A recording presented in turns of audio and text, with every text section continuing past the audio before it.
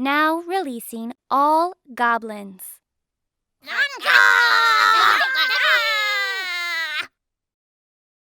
This video is sponsored by Cool Stuff Inc. With free weekly content and free shipping over $100, you can save 5% site-wide by using the promo code MTGMudsta. I'm also sponsored by Face to Face Games, Canada's premier Magic the Gathering store. Using the promo code MTGMudsta will get you 5% off site-wide, with eligible orders getting free shipping Canada-wide. If you're looking for a direct way to help the channel, please consider joining my Patreon and becoming a member of the generic Goblin Gang. Hey gang, and welcome back. Today's game finds Micah, Maximus, and Kevin back at my house, bringing some sweet new decks. Kevin has built his Vhal Noble Heritage deck, which focuses on making lots of mana and using it on non-spell abilities. Micah is playing his Go-Shintai of Life's Origin deck, which is, a shrine deck. Maximus is playing his 5-color everything deck with Kenrith the Return King. And I'm playing Prossh, which is focused on making tokens. Miko wins the die roll and starts us off. He draws, plays a Godless Shrine untapped, losing 2, and casts a Soul Ring. Kevin draws and plays a Snow-Covered Island. I draw and play a Cavern of Souls, naming Dragon. Maximus draws and plays a Selesnya Guildgate. Mika draws, playing an Exotic Orchard, and casts Go-Shintai, making a Shrine token as it comes in. After that, he passes. Kevin plays a Skycloud Expanse and casts a Sky Diamond. I draw, play Dragonskull Summit tapped, and pass to Maximus. Maximus has another Guildgate with an Orzhov Guildgate before passing turn. Micah draws and plays a Glacial Fortress and goes to combat. He swings his commander at Maximus and the Shrine token at me, and we take damage. I mistakenly put the damage on Kevin, but I fix it soon enough. After that, he casts Zur the Enchanter and passes. Kevin draws and plays a Snow-Covered Plains. He plays Noble Heritage and then foretells a card and passes. I play and crack a Bloodstained Mire, losing 1 to find a Taiga. I then play a Chromatic Lantern and pass. Maximus draws and plays a Seagate, choosing red as the other color. He passes after that. Mika draws and goes to combat. He swings Zur at Max, Go-Shintai at me, and the Shrine at Kevin. The Zur on attack trigger gets Sanctum of Fruitful Harvest and makes a Shrine as it enters. In his post-combat main phase, he casts a Sanctum of Calm Waters, making another Shrine token, and passes after that. Kevin draws and plays a Command Tower. He then plays up Vhal, and the Noble Heritage triggers as his commander enters the battlefield. Mika takes the deal and puts 2+1/+1 counters onto Zur, and Kevin then passes. I play a Strip Mine for turn and cast Chaos Warp and target Zur. It gets shuffled in and reveals a Cragcrown pathway, and I cast a Sylvan Library and then pass after that. Maximus draws and plays a Baldur's Gate. He then casts a Gates Ablaze to deal 4 damage to all creatures, and passes after that. Mika draws and makes 2 green, and then draws 2 and discards 1 off of his Shrine triggers. He plays a Cloud Cover, and then a Ghostly Prison, and passes to Kevin. Kevin puts 2 counters on Vhal with his Noble Heritage, and draws for turn. He then plays Treasure Vault, and casts Mask of the Schemer, equipping it onto his commander. Going to combat, he swings Vhal at me to deal 6, and connives 6 times. He discards 4 non-land cards to get 4 more +1/+1 counters onto his commander, and passes. I draw 3 off the library trigger, and pay 4 life to keep one of the extra ones, putting 1 back. I then play a Mountain, and cast Birds of Paradise, and pass to Maximus. Maximus plays a Plains, and casts a Guardian Project.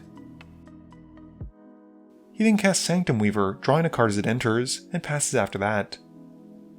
Mika draws her turn, and then draws 2 and discards 1, and makes 2 green off of his Shrine triggers.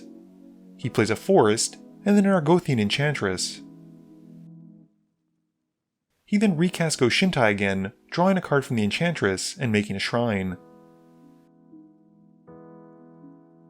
Mika follows up by casting Dam on Vhal, but Kevin responds by activating her to dump all the mana she can make into Treasure Vault and make a bunch of treasures.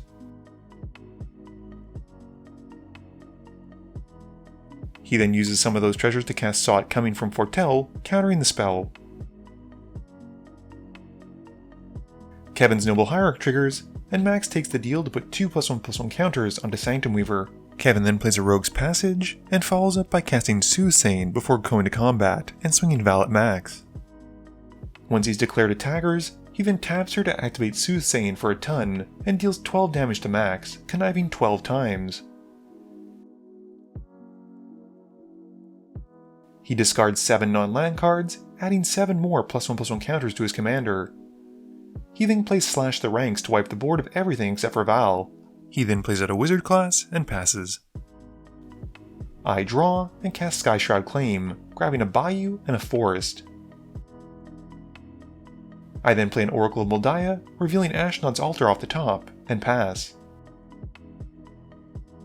Maximus draws and plays Circuitous Roots, getting a Basilisk Gate and a Gond Gate. He then plays a Rakdos Gate for his land for turn, which enters untapped. Once he's done that, he casts Green Sun Zenith where X is 2, getting a Gatecreeper Vine, which goes to find him another gate to hand. Once he's found the gate, he draws a card from the Guardian Project trigger and passes after that. Mika draws, and then draws 2 and discards 1, and makes 3 mana thanks to his Shrine triggers. He uses some of it to play Go-Shintai Boundless Vigor and Sanctum of Shattered Heights, making 2 more Shrine tokens. He then plays a Solemn Simulacrum, going to find a land. Moving to combat, he swings his commander at Kevin for 3 and passes. Kevin's Noble Heritage triggers on his upkeep, and Max takes the counters again, and Vhal gets 2 more +1/+1 counters as well. He draws for turn, and plays a Snow-Covered Island. We see a Diviner's Wand come into play, and he equips it to his commander. Moving to combat, he declares he'll swing Vhal at Mika, and activates his commander once declares attacked to pay for the Ghostly Prison and activate Rogue's Passage to make his commander unblockable. Mika activates the Sanctum of Shattered Heights in response twice, but with not enough shrines to kill Vhal, takes up my Oracle of Moldiah and Max's Gatecreeper Vine on his way out. Kevin then dumps the rest of his mana into Soothsaying and Diviner's Wand to rearrange his top cards and draw a few cards, and then takes Mika out in one hit.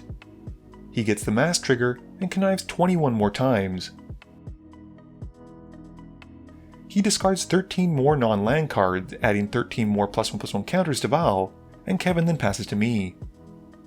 I draw off my Sylvan Library, but pay no extra life, putting 2 back.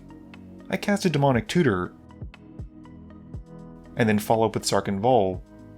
Kevin responds to this though, with an offer you can't refuse to counter it and give me 2 treasures. I then use Strip Mine to destroy Kevin's Rogue's Passage, and pass the turn. Max draws and casts Kenrith using the Baldur's Gate. He then plays out Biomancer's Familiar, and Nine Fingers Keen, and then plays an Izzet Guildgate for his land for turn. He taps it for a red to give everything haste, and moving to combat, he swings Keen at Kevin. With Keen connecting, Maximus gets to look at his top 9 cards, and gets to put out a gate as a result of it. He puts a Cliff Gate into play, and picks green as the second color. Max then finishes things off by putting a +1/+1 counter onto Vhal with Kenrith, and playing a Gate Colossus for free, and then passes turn. No one takes Kevin's Noble Heritage trigger, and he draws for turn. He plays a War Room, and then a Magerite Stone, and activates Vhal for a ton of mana, and then untaps her with the stone. He uses some of that colorless plus some islands to level up Wizard class to level 3. He then uses Diviner's Wand several times, drawing 7 cards, giving Vhal flying, and pumping her by +1/+1 that many times. He then casts a Golden Guardian, and moves the Mask of the Schemer to it before fighting Vhal and losing. This transforms it into a Goldforge Garrison, and Kevin then goes to combat. He swings Vhal at me, and with nothing to block with, I die. Max draws and plays a Luminous Broodmother, and then pumps 9 Fingers Keen with the Basilisk Gate. He swings Keen at Kevin, who can't block because of the Menace, but Max whiffs on the trigger. In his post-combat main phase, Max casts a Promise of Loyalty, which Kevin counters with Arcane Denial. He then follows up with a Plaza of Harmony and casts Solemn Simulacrum. He goes to find a land and passes after that. During Maximus's end step, Kevin activates Vhal to make a lot of colorless mana and activates the wand to draw a ton of cards. Kevin puts 2 more +1/+1 counters onto Vhal on his upkeep, and he draws 1 on his upkeep, and Max draws 2 from the Arcane Denial before Kevin draws for turn. He casts Sevine's Reclamation, bringing back Rogue's Passage. He then taps Vhal for a Planar Bridge. He then untaps her and swings her at Maximus. Before moving to blocks, Kevin activates the Rogue's Passage by tapping Vhal to use the mana, and Max responds by casting Bolt Bend and retargets it to his Gate Colossus. Kevin responds by activating Planar Bridge, and grabs a Precognition Field. He has enough mana at this point to activate Soothsaying to rearrange his entire library and make sure that Stubborn Denial is on top of his deck. He then casts it, countering the Bolt Bend. With that, Max is defenseless, and Kevin gets a hat trick of taking out players with commander damage in this game to win it up. Game review time. My goodness, did Vhal and Noble Heritage go off. Even without the counters on Kevin's upkeep or wherever his commander came into play, he was able to get her to be huge and tap her for so much colorless mana. I was particularly a fan of the fact that he built it around using lands and activated ability of artifacts, which I guess is kind of what you want to do anyway. I will say that the all-star of the game is probably that Mask of the Schemers, and my goodness did he get to connive a lot. It got to the point near the end where he had to take it off his commander, otherwise he was going to deck himself. Micah's Go-Shintai deck unfortunately didn't get to go off, but we did at least see more shrines in this one. I had to deal with that Zur early on because so many of the shrines are easily accessible and tutorable by Zur, and we couldn't let that get out of hand. Speaking of what I did, it seemed like all I did was ramp, and that one piece of interaction, which was Chaos Warp, really didn't do a whole heck of a lot. I did get a little bit cute with the Demonic Tutor and Sark and Vhal, although the idea of killing Kevin with his own commander was really appealing at the time.